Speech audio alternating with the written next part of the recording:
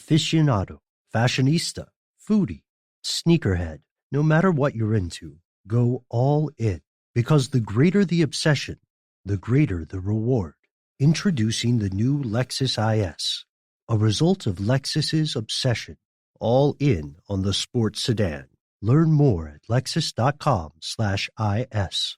It's Rock Auto. All the parts your car or truck will ever need. They want to help you. 2 goals in mind. Give you direct access to all the parts information hidden in the computers and catalogs behind the parts store counter. Second, they want to make those parts affordable. They offer reliably low prices. At rockauto.com, choose the part brands, prices, features you want anytime. They're there for you 24/7. rockauto.com. Parts delivered directly to your home or office. You don't waste the time phoning, driving, waiting in lines. Make sure you tell them we sent you. rockauto.com. You are listening to the Dan Patrick Show on Fox Sports Radio. Hour 2 on this Friday. Dan and the Danettes, Dan Patrick Show. Glad to have you on board. Stay a while if you can. We'll talk some football, basketball, and barbecue coming up. Yesterday, we had Nick Wright on from Fox Sports, First Things First, and he kind of set the barbecue world on fire when he said the following on our program. Come to Kansas City for the barbecue, JJ. Stay for the championships. That would be my recommendation. Well, you have lived in Houston, so you are. Yeah, I lived there for 4 years and ate what they. Listen, Houston folks, I understand it's been tough times. I empathize with you immensely. But Texas barbecue is fraudulent and it's not like bad compared to its reputation. It's bad compared to food. It's just not good.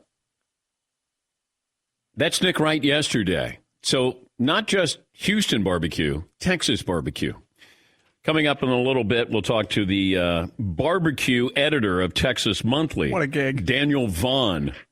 Paulie tracked him down. He's going to join us to refute some of the things that Nick Wright had to say.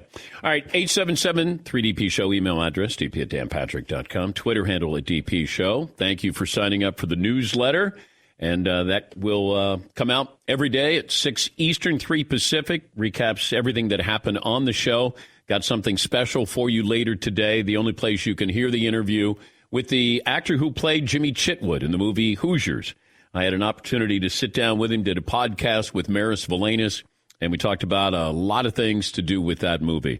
A lot of fun, because he's not an actor, but they found him, and he fit the part. He was perfect for Jimmy Chitwood. And we'll have that for you coming up on the newsletter. The only way you can get it is go to danpatrick.com and enter your email address and sign up for the newsletter. Doesn't cost you anything. Tiger Woods has been transferred to another hospital, Cedars-Sinai, which is probably better equipped to handle celebrities, high-profile celebrities, their ability to be able to not be on display, paparazzi, that might come up. Not much other info there with Tiger Woods, but just that he was transferred. And at first I wondered, was there something that Cedars-Sinai is able to do, capable of doing, known for doing, that's better than where he was? And then I was told, yes, one of the things is their ability to be able to shield you from the press. But keep an eye on that. Anything else that comes up, certainly let you know. The Nets quietly won 8 in a row. Everything seems to be good with the Nets. And you probably would look at them as the favorite to win the title this year so far. Wasn't that long ago where we were curious about how it was going to work with the Nets. Seems like everything's good on and off the court. Steve Nash, their head coach, or one of their head coaches, said that, hey, they get along on and off the court. I don't know if that means that they didn't get along on and off the court prior to that 8-game winning streak, but it feels like the Nets, everything is kumbaya right now. Not the same with Russell Wilson. His agent dropped a bomb yesterday telling Adam Schefter that, hey, we want to stay in Seattle, but if we are traded, we have 4 teams. I was just told during the commercial break that Russ has had those 4 teams on his list for a while. It wasn't just something that came up over the last 48 hours, 72 hours, that this wasn't as reactionary as I think people are being led to believe. And that those who know Russ in this situation, that this has been, and that Seattle is aware of this list, from what I'm told. Not this is prior to yesterday when Shefty got that information from Russell Wilson's agent. I don't think Russ is traded this year, but if I'm Seattle, I certainly inquire about this because if I can trade him at 33, I don't want to wait till he's 34, 35, but I do think, and I've said this before, that I didn't think Russ would end his career there. But that now you start to feel like when he came on our show, said what he said, he was looking for an opportunity to be able to express his frustration. And where it goes from here, that's why when a source told me that this relationship was not sustainable in its current form, the Seahawks were disappointed in Russ for, going public. And I think Russ thought, well, we've kept it in-house and nothing's going on. Nothing's happening. But somebody had to leak some information to The Athletic. Is there an agenda with Russell Wilson? Well, this might be his way of doing what Aaron Rodgers is doing in Green Bay. Aaron was cryptic after, they lost to the Buccaneers. He was very cryptic after that title game. And we're like, what is he saying? He didn't even know about his future. I think Russell Wilson's kind of doing the same thing. Like, hey, I don't know what my future is here, but things got to change a little bit. I want to have input. Aaron Rodgers is a little bit older, and Aaron got no input whatsoever. He didn't even know they were taking Jordan Love in the first round. Nobody said, hey, Aaron, sit down. Got to tell you something. We're going to get Jordan Love if he's available. They didn't do any courtesy there. And that's why you go back to Deshaun Watson. Deshaun Watson was told you can have input, which to me was crazy for a quarterback that young. In fact, I don't want my quarterback to have any input on this. Unless it's a free agent and they've played with that player, then I would factor that in a little bit. But I got to separate, church and state here. You play, we'll do the picks. We'll do the signings. We'll do the free agents. We'll do the trades. This is what we do. Michael Jordan famously tried to get involved in helping the Bulls add players to their roster. And it would not have been good. Michael can play. Michael's not a GM. You're seeing that even with the team that he owns. He's spotty, hit and miss with players that he thinks could help his team. But go back, he wanted Walter Davis on the team. And Walter Davis was in the twilight of his career, had knee issues, wonderful player, but he was not going to help the Chicago Bulls. Michael wanted to be involved. And they traded Oakley, and Jordan was upset about that. But you can't let star players be involved in this. I don't think Michael had any problem after they drafted Scottie Pippen. Suddenly he was okay with that, with what Jerry Krause was doing. 877-3DP-SHOW, email address dp@danpatrick.com, Twitter handle @DP-SHOW. Say good morning to Peacock, our TV partner, and our great radio affiliates around the country, and, of course, the formidable Fox Sports Radio lineup. Last hour, McLovin didn't intentionally try to ruin my weekend. He knows I hate lists, and they normally come out when there's nothing else to talk about. And McLovin says that there's a list of the top 60 quarterbacks since the year 2000, college quarterbacks. And I just overheard this as I'm walking out to the kitchen to see what's, on the Traeger for Meat Friday. And I go, oh, no. So then I go, McLovin, tell me what it's about. And then he told me last hour, and he told me a couple of the players at the very bottom of the list that are friends with McLovin. Kevin Cobb and Andy Dalton made the list of the top 60 quarterbacks since the year 2000 in college. Yeah, they're 60 and 59. All right, let's do the top 5. Well, actually, before we do that, can I hear all your guys' number one? Who hasn't seen it? Who you think is number one? Not who you would put as number one, but who you think ESPN put at number one.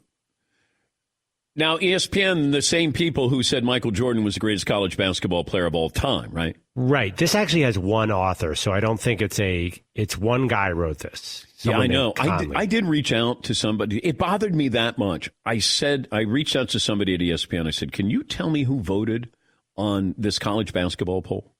where you would have Michael Jordan as the greatest college basketball player of all time? I didn't get any answer. This is a single author named Bill Connolly. Okay. Yes, Paul. I don't know for sure that this guy's number one, but I could see them picking him. Vince Young of Texas. He had a fantastic college career. Fantastic. And you got to ignore what he did afterwards. Oh, no, I know that. I think he's top two. It's easy to ignore what he did after that. Yeah. I think he's top two. So you're going to Vince Young. Well, you don't get that. It's number one, Paul. Oh, well, the number one, you know who they're picking. There's not even, I would bet anything I could tell you who ESPN picked. Okay. Whatever Todd? the bet is. Yeah, I think it's got to be Tim Tebow. All right. Seton O'Connor. Is that Paul? You said Tim Tebow? It has to be. It's ESPN. I would think Tim Tebow. All right. Yeah, he won national title, a couple of titles. Because I would say Manziel had the best season, in my opinion. I'll be just contrarian. I'll take Johnny Manziel. McLevin, the number one quarterback since the year 2000, according to ESPN, is... Number 4 is Tim Tebow. Wow. Wow, that means there's 3 ahead of him. There's 3 ahead of him. This is one writer, not all of ESPN, so he's gone rogue. He's going to be fired. Fired. Number 3 is Vince Young. Oh, okay. Number 2, another great single season. Joe Burrow. No, he's 5, actually. Oh. But this guy had one season where he did everything. 2000s on. Okay. I'll give you another hint. He also had MVP level success at the NFL as well for one season. For one season. That hint might be confusing, yeah. Okay. Well, that's not Johnny Manziel. You had the right conference. Cam, number 2. Oh, okay. Yeah, I mean, he was only there for 1 year. Yeah. The writer did say it was hard to balance 4-year success versus 1-year success. And the number one college quarterback since the year 2000. You're never going to get it. I mean, it is shocking. It's Michael Jordan shocking. Baker Mayfield, Oklahoma. Where is Johnny Manziel? He's high on the list. Hold on. He's not top 5. So 5 is Burrow, 6 is Deshaun Watson, 7 Kyler Murray. That's surprising me. 8 Lamar Jackson, 9 Marcus Mariota, 10 RG3, 11 Trevor Lawrence, 12 Colt McCoy. Then we get to Johnny at 13. Oh my God! Like, I love that. I don't even think Michael Vick is on the list. I mean, he had a pretty good at least 1 year. No stats though, right, for Michael, or running stats? Did Vic qualify? Oh yeah, what year did he? He wrapped it up in 01. Oh, okay. All right. Yeah, still, you're right. I would put Vic in there too. How is Colt McCoy ahead of Johnny? I have no idea. Yes, Paul. I've done this many times before. Johnny Manziel in 2012 led the SEC in rushing touchdowns with 21. The SEC. He led the SEC in rushing with 1,400 yards. He would have been the best running back and been possibly an All-American running back candidate at the quarterback position. He also threw for 3,700 yards and 26 touchdowns and took down number 1 Alabama. That was his freshman year of college. That's the best college year by a quarterback there is. Unless it's Joe Burrow, but Johnny, to me, had the best single season a college quarterback has ever had. He rushed for 1,400 yards. Burrow's got a good case, though. He threw 60 touchdowns.